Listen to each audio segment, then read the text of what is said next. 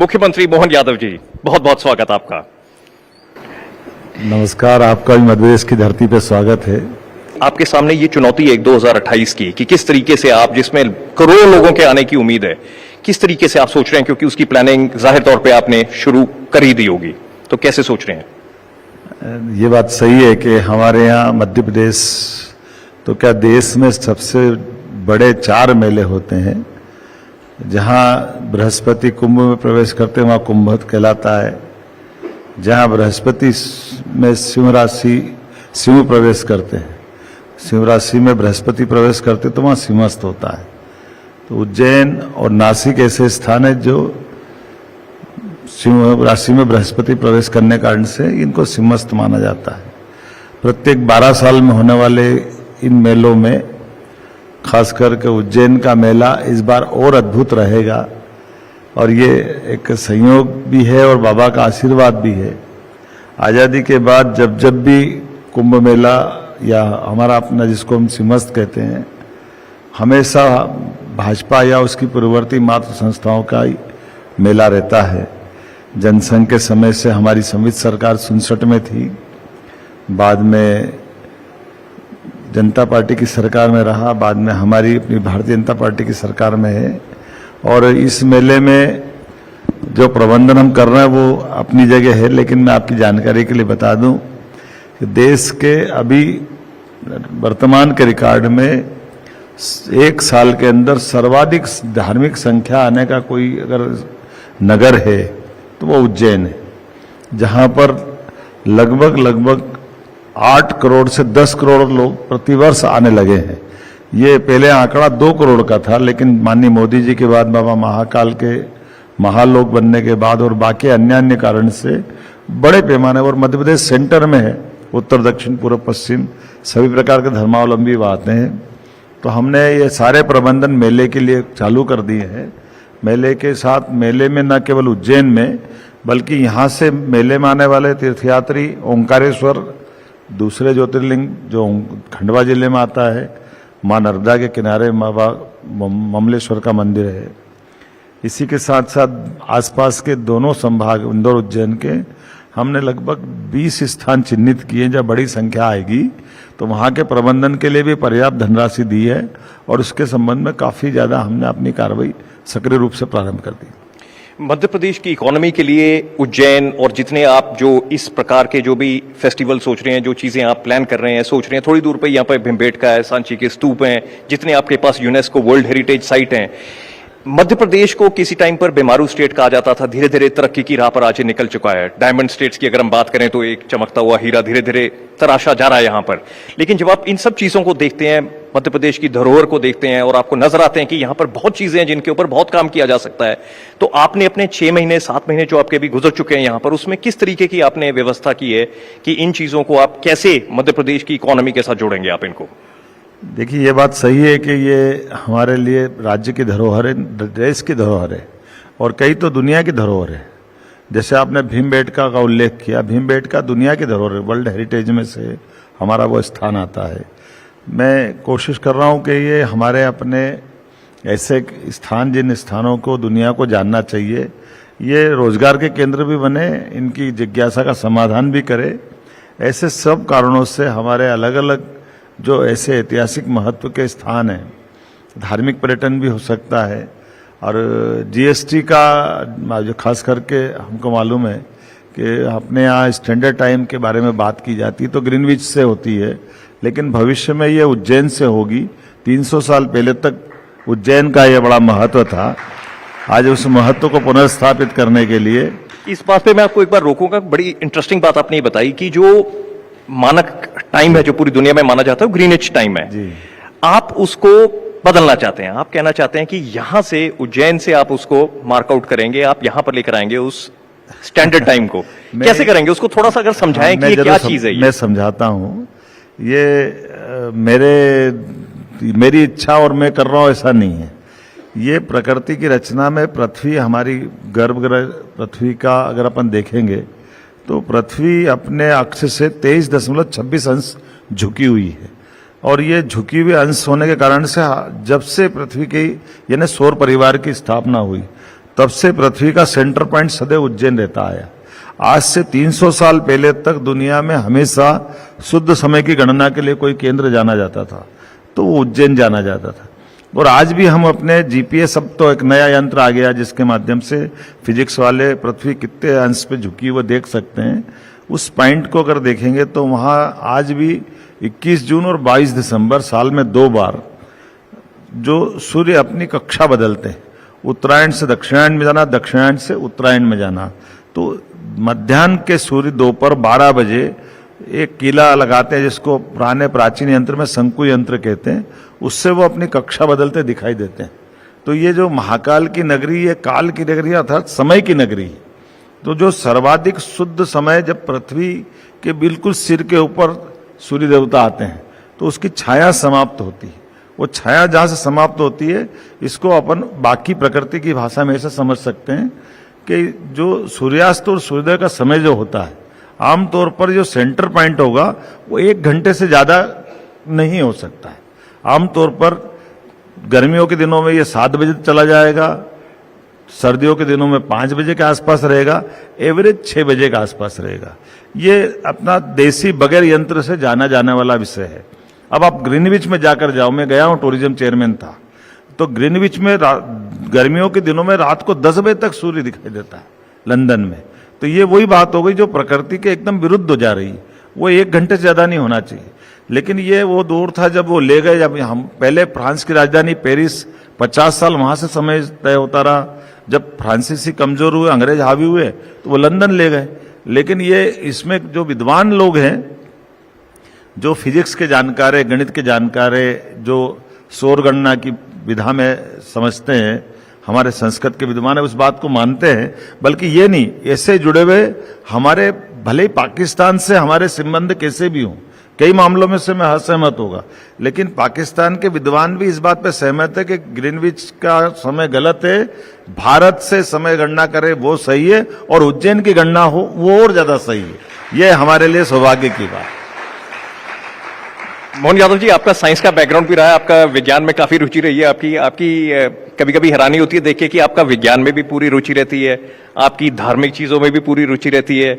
अगर हम राजनीति की बात कर लें उसमें तो पता ही है कि आपकी कितनी रुचि है। और 2014 में आपके पास 27 सीटें थी लोकसभा में, 2019 में बढ़कर वो 28 हो गई। चुनौती आपके सामने और बड़ी खड़ी हो गई। आपकी अग्नि परीक्षा भी शुरू हो गई पिछले साल जैसे ही आप मुख्यमंत्री बने, कि आपके सामने पहली चुनौती यही थी कि लोकसभा में इस बार क्या होगा।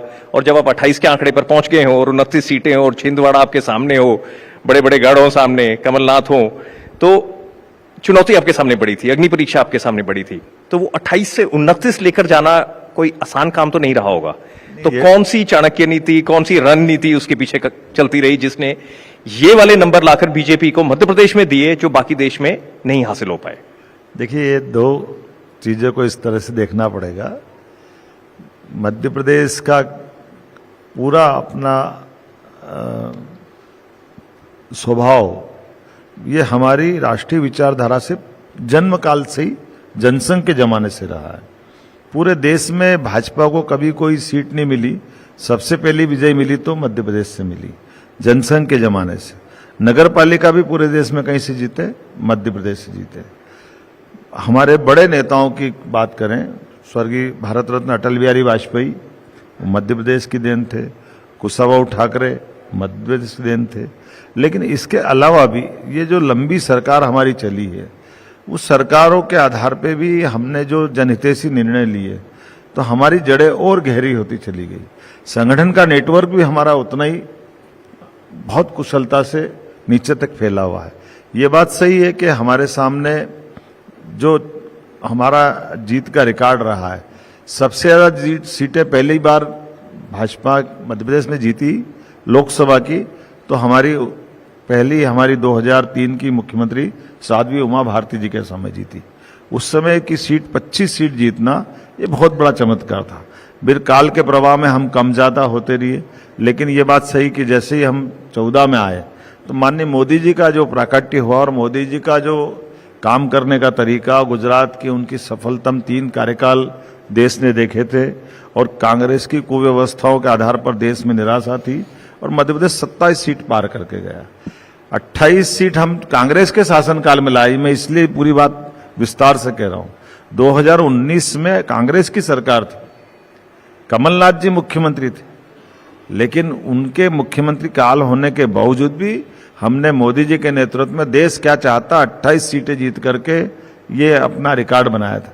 और स्वाभाविक रूप से जब मैं मुख्यमंत्री बना तो हमने अपनी उस विरासत को संभालते हुए, लेकिन मोदी जी के काम करने की स्टाइल, मोदी जी के प्रति जो जनता का लगाव था, फिर हमारी सरकार ने भी कई निर्णय किए तो द्रुत गति से संगठन का नेटवर्क भी देखा। और हमने छिंदवाड़ा को कहा था कि छिंदवाड़ा कांग्रेस का, लोग कहते हैं गढ़ है, हमने कहा गढ़ नहीं गड़बड़ है, इस गड़बड़ को ठिकाने लगाएंगे, जनता के सामने लाएंगे। और अब आपने देखा ही है कि जनता का निर्णय सबके सामने हुआ। 1 लाख वोट से ऊपर से जीते अगर छिंदवाड़ा, तो वो अपने आप में प्रमाण इस बात का। और मैं आपको मान के चलता हूं, अभी वहां उपचुनाव चल रहा अमरवाड़ा, ऐसे पूरे क्षेत्र के अंदर 8 की 8 विधानसभा हमने अपने इस संगठन के, सरकार के भरोसे से कुशलता के साथ जीत करके एक तरह से मोदी जी की इस तीसरे बार की सरकार में जितना बन पड़ा उतना प्रयास किया उनकी अपनी सरकार के साथ खड़े होने का। और हमको इस बात का गर्व है कि देश का दिल मध्य प्रदेश है और मध्य प्रदेश का दिल माननीय मोदी जी के लिए धड़कता है। देश का दिल मध्य प्रदेश है, मध्य प्रदेश के बिल्कुल ऊपर उत्तर प्रदेश। उत्तर प्रदेश में जो 33 सीटें आई, उसके पीछे आप क्या कारण देखते हैं? क्योंकि उसके ऊपर बीजेपी ने खुद भी अपनी पूरी एक स्टडी बैठाई, पूरा रिसर्च किया। विनम्रता से इतना ही कहना चाहूंगा कि उस पर विस्तार से कई बार बात आ गई और ये हमारी पार्टी संगठन उसका समीक्षा भी करता है। और ये बात सही है, ये लोकतंत्र की खूबसूरती है। आप यूपी देख रहे हैं, यूपी तो हमने रखा ही है, यूपी का नेचर उल्टे हुए में देखो। माननीय मोदी जी का और योगी जी का चमत्कार देखिए, विगत 40 साल में कभी डबल यूपी में सरकार नहीं बनी, लेकिन यूपी में 2 बार सरकार बनी। कभी ऐसा हुआ ही नहीं कि यूपी से हमारी इतनी सीटें तीसरी बार आ जाए। यूपी जैसा इतना बड़ा राज्य जहां देश की 1/4 आबादी निवास करती है और इतनी बड़ी सीटें जीते। अदरवाइज यूपी में एक बार एक सरकार बनती, दूसरी बार दूसरी बनती, तीसरी बार, लगभग 50 साल से चल रहा था। तो जो यूपी में हुआ है वो भी कम नहीं, इतना बड़ा काम हुआ है। और इतने बड़े लोकतंत्र में यूपी को हमने उस स्थिति में लाया जहां हमारे साथ अभी तक समर्थन है। लेकिन आप देखिए उधर साउथ के राज्यों में, उड़ीसा, बाकी और राज्यों में, तो ये जो लोकतंत्र का ये आनंद है कि कांग्रेस सारे प्रयत्न करने के बाद भी आज वो अपनी पीठ भली थपथपा ले, लेकिन कांग्रेस भूले नहीं। कांग्रेस के शासनकाल को छीन करके भाजपा ने अपनी सरकार बनाई थी और कांग्रेस के सारे अलायंस मिलकर भी अपने उस आंकड़े पे नहीं आए जो अकेले कांग्रेस ने 2014 के पहले 2008-9 में हासिल किया था। कांग्रेस ने सरकार अलायंस से बनाई थी, लेकिन फिर भी सबसे बड़ी मेजॉरिटी कांग्रेस की थी।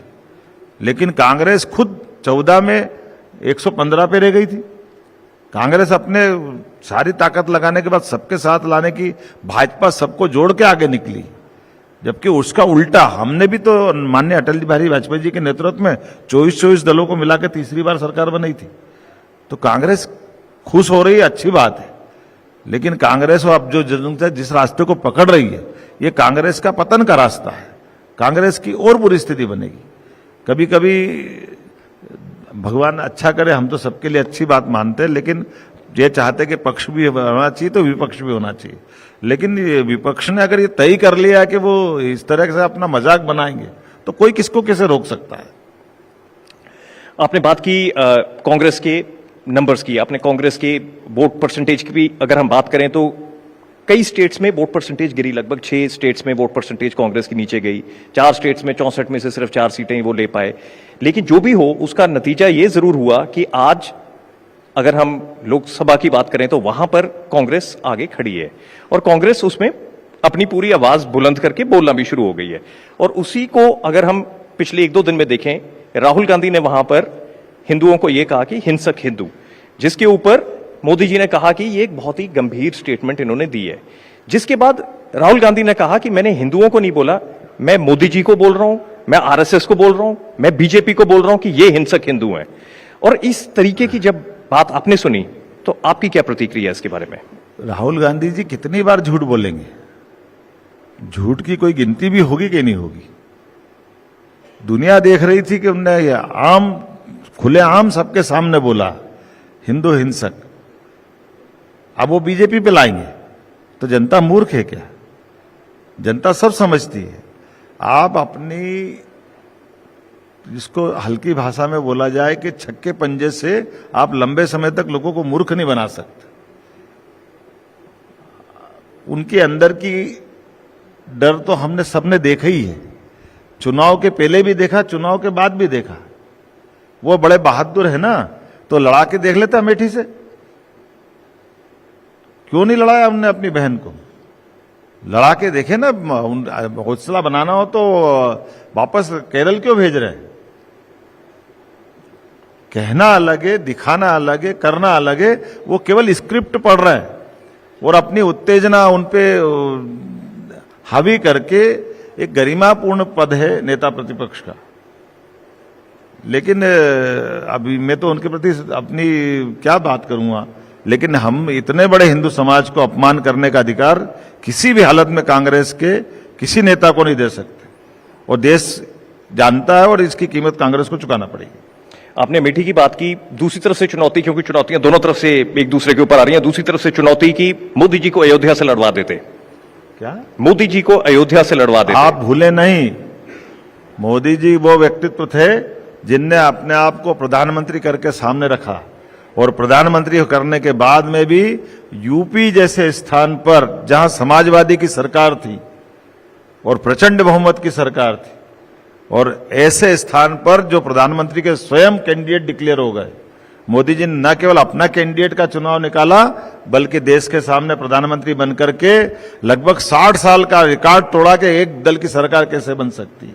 ये कितना बड़ा रिकॉर्ड, छोटा मोटा रिकॉर्ड है ये सारे प्रयत्न कर ले। पहली बार भांजे बुआ अलग अलग लड़के देख लिए, फिर बुआ भतीजा 7 लड़के देख लिए, बाकी सारे 24 दल 20 दल मिलके देख लिए, लेकिन मोदी जी ने ना बनारस छोड़ा ना दिल्ली की सरकार छोड़ी। यह मोदी जी का विराट व्यक्तित्व। क्या कोई बराबरी करेगा मोदी जी की? सीए के ऊपर आपने एक्शन शुरू कर दिया। जो डबल इंजन की मैंने बात की कि आपकी आगे भी कई चीजें हैं जिसके ऊपर नजरें टिकी हुई है, यूनिफॉर्म सिविल कोड के ऊपर, वन नेशन वन इलेक्शन के ऊपर। जैसा आप इस वक्त लोकसभा में माहौल देख रहे हैं और बाकी की सारी बीजेपी की स्टेट्स हैं, मध्य प्रदेश भी जिसमें शामिल होता है, क्या आपको लगता है कि किसी तरीके से आपका जो विजन है मध्य प्रदेश का, उसके ऊपर किसी भी तरीके का कोई प्रश्न चिन्ह आपको नजर आ रहा है मौजूदा स्थिति को देखकर, या आपको लग रहा है कि नहीं, जो आप चाह रहे हैं वो होगा मध्य प्रदेश? जो चाह रहा हो नहीं, मध्य प्रदेश की जनता जो चाहेगी होगी। सरकार जनता की मनोदशा को समझ के चले तो सरकार, अन्यथा तानाशाही है। हमको तानाशाही थोड़ी लाना है। सरकार जनता के हितों की रक्षा करते करते जनता की मनोदशा को विकास के परक एजेंडे के साथ खड़ी करके चले, यही भाजपा का सार है।